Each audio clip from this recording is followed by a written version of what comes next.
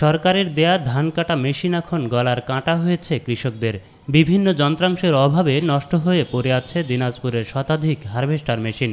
ভরা মৌসুমেও তা ঠিক করতে পারছে না হারভেস্টার মালিকেরা। এই গাড়িটা মনে করেন এই এক সিজন হলো, তারপরে তো শুরু হয়ে গেছে খারাপ খারাপ খারাপ খারাপ খারাপ, টাকা ধ্বংস। 8 লাখ টাকা এখন আমি দাঁড়ায় আছি, পাই না, মনে হচ্ছে যে নিজেকে নিজেই শেষ করে দেই।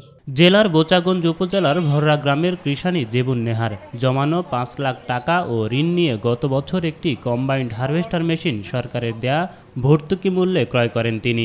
বর্তমানে যন্ত্রাংশের অভাবে নষ্ট হয়ে পড়ে রয়েছে মেশিনটি। গাড়িটা আমাকে যে সরকার দিল অর্ধেক দাম দিয়ে, আর অর্ধেক দাম তো আমরাই দিলাম।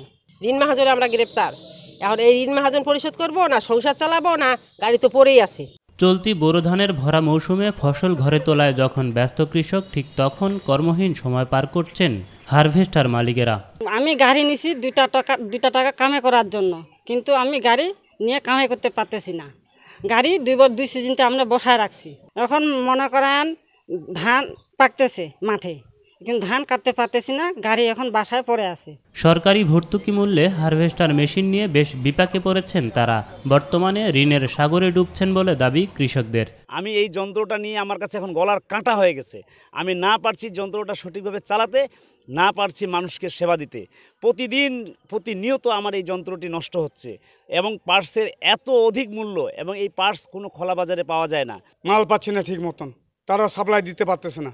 এই হয়রানি করে আমরা তো সর্বশান্ত হয়ে গেলাম, পথে নামে গেলাম। এখন ভরা মৌসুম, এখন গাড়ি খারাপ হয়ে পড়ে যাচ্ছে। আমি কোথায় কিস্তি দেবো, কোথায় কি করব, আমি তো নিজেই দিশেহারা।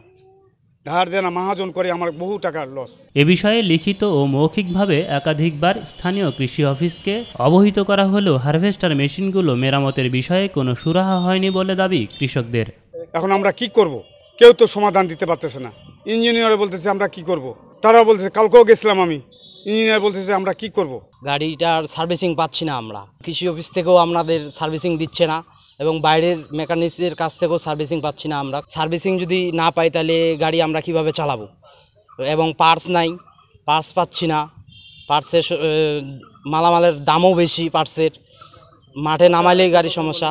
তবে অভিযোগের বিষয়টি অস্বীকার করে হারভেস্টার মেশিন নষ্টের দায় কৃষি অফিসের নয় বলে সাফ জানিয়ে দিয়েছেন কৃষি সম্প্রসারণ অধিদপ্তরের উপপরিচালক নুরুজ্জামান।